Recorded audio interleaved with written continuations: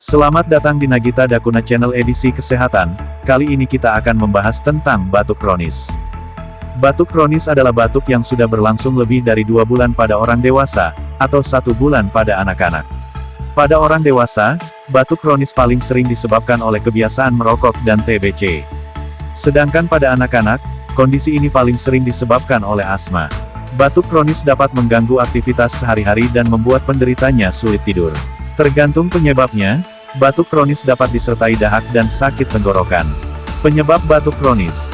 Batuk kronis dapat disebabkan oleh satu atau beberapa kondisi berikut yaitu COVID-19, infeksi, seperti TBC, batuk rejan, atau pneumonia asma, penyakit refluks asam lambung, radang saluran pernapasan atau bronkitis, kebiasaan merokok, efek samping obat untuk hipertensi jenis S inhibitor, misalnya captopril.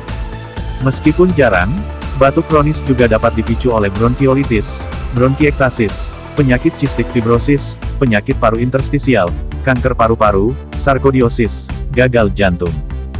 Gejala batuk kronis. Batuk kronis adalah gejala dari suatu kondisi atau penyakit yang telah disebutkan di atas.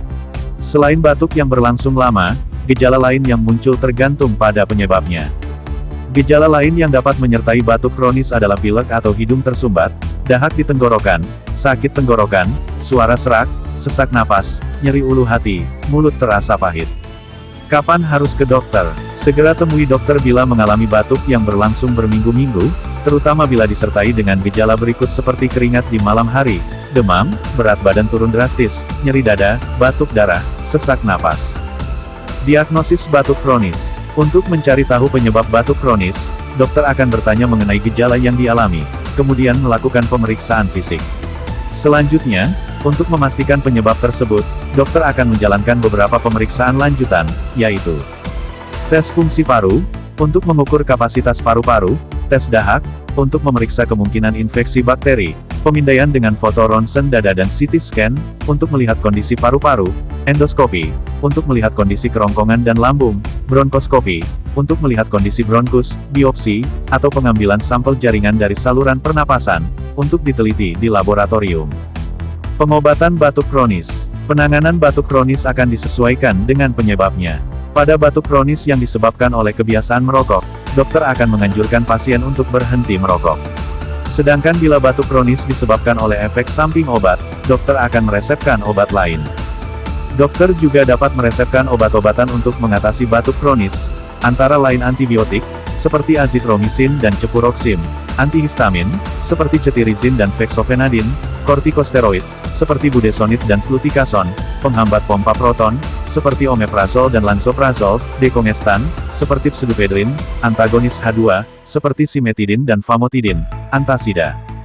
Bila batuk yang dialami sangat mengganggu, dokter akan meresepkan obat untuk mengurangi batuk, seperti dextrometorphan atau kodein.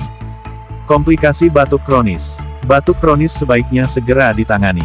Jika tidak kunjung sembuh, batuk kronis dapat sangat mengganggu dan berisiko memicu sejumlah komplikasi seperti sulit tidur, muntah, hernia, sakit kepala, inkontinensia urin, retak tulang rusuk, pingsan. Pencegahan batuk kronis. Selain dapat membantu meredakan gejala, beberapa langkah di bawah ini dapat dilakukan untuk mencegah batuk kronis yaitu jangan merokok dan jauhi lingkungan perokok, minum air putih setidaknya 8 gelas sehari, konsumsi makanan yang tinggi serat, seperti buah dan sayur, hindari kontak dengan orang sakit, terutama penderita pneumonia dan bronkitis. Konsumsi permen pelega tenggorokan yaitu lozenges, hindari paparan debu atau polusi udara, hindari makan berlebihan dan jangan berbaring minimal 3 jam setelah makan, terutama bila menderita refluks asam lambung yaitu GERD, gunakan obat-obatan untuk asma sesuai dengan anjuran dokter. Salam sehat, sampai jumpa di video selanjutnya. Terima kasih.